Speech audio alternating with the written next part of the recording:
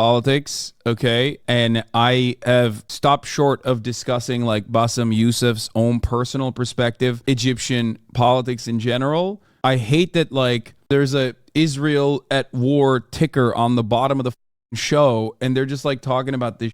Hasan, the interview is 2 hours. You got to chill. I know, but this is the most important part of the interview. This is the part that people watch. And the part that people watch is just like his background. People would always choose, most of the time, they will always choose the military form rather than the religious form because they kind of like, at least they are not infringing on my personal freedom. Not yet. But you had threats on your life, didn't you? Oh, all the time. I don't talk about that because like I have been having death threats, like they never stopped since 2011. Never stopped. Have they continued since our last interview? Oh yeah, they never stop.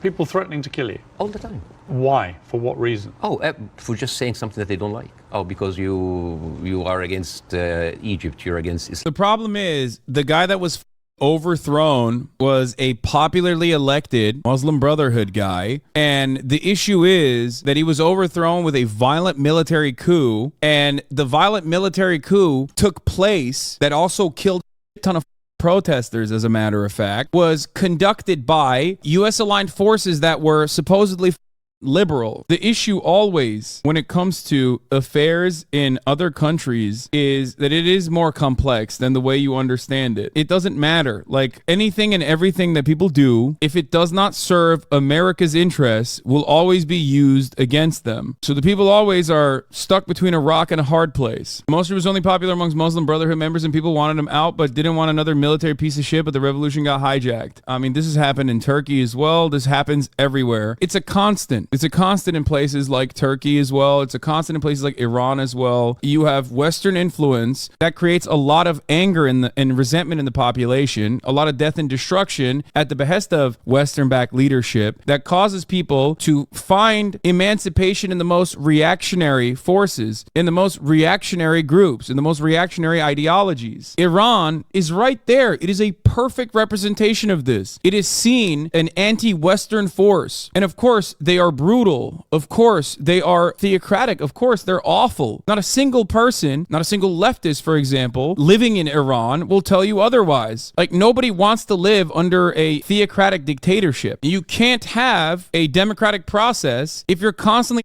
waging war against the most important, most powerful military machine on the planet. I'm not condoning this, but again, when people were celebrating terrorist attacks, against Western targets, of course I don't condone that.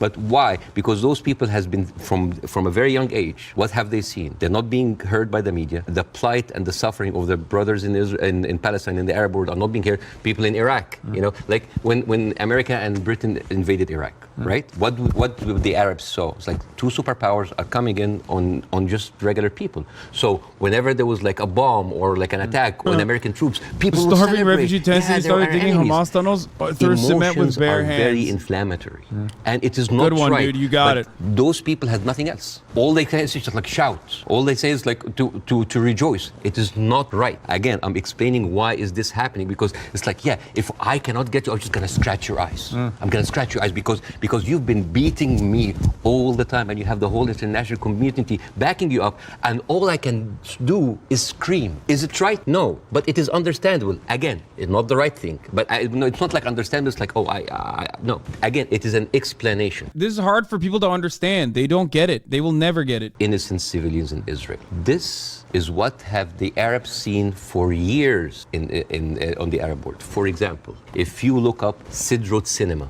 this is in 2014. Good point. Explain how racist some people are. The Israelis in the Sidrot, the kibbutz or the settlement, they went on a hill and they had popcorn and they had drinks and they were like watching the show and they were cheering with every rocket coming down. This is what we see.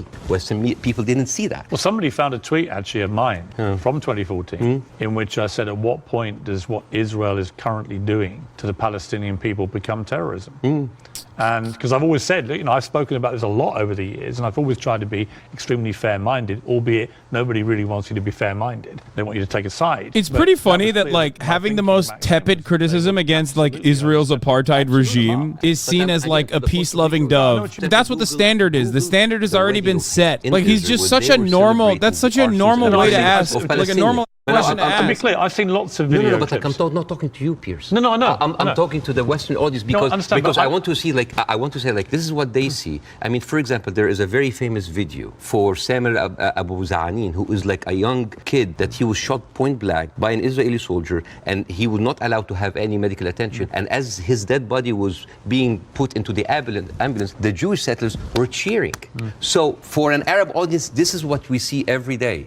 Yep. So when they see, oh, we heard them back, we heard their people like they heard back, it is not right. But this is what hate does. It escalates. It feeds each other. Radicalism feeds it. It is terrible, and it is just like a vicious circle. So I would like to do something that is very interesting tonight. I want, when I invited Jon Stewart to my show, as much of like a reception that if you see on the YouTube, people just like, we had to cut the 5-minute standing ovation for broadcast. People were on their feet for 5 minutes. They could not believe it. I remember Jon Stewart telling me I could never imagine that a Jewish guy from New Jersey would have that kind of reception in Cairo.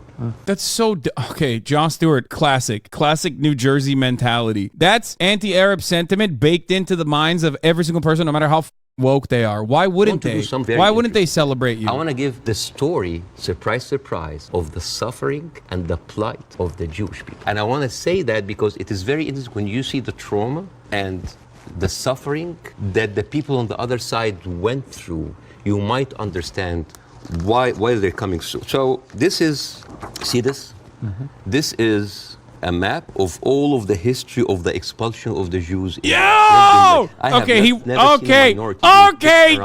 Okay, I'm gonna say it. He watches the And show. of course, this comes back to the whole idea about the original sin that you have. Pull the map out. Betrayed Jesus Christ. Reframe it. Talk about the anti-Semitism baked into Christianity. First of all, they left Eastern Europe and they went to West Europe and went to America, and they were turned down and they were pushed towards Palestine. So by 1948, right before the declaration of the State of Israel, there were 2 million people living there. Only 30% of them was Jews. So the whole idea of like a land without a people to a people without a land was a marketing thing. They were already Palestinians. So suddenly, overnight, 1948, there were 1.5 million Palestinians.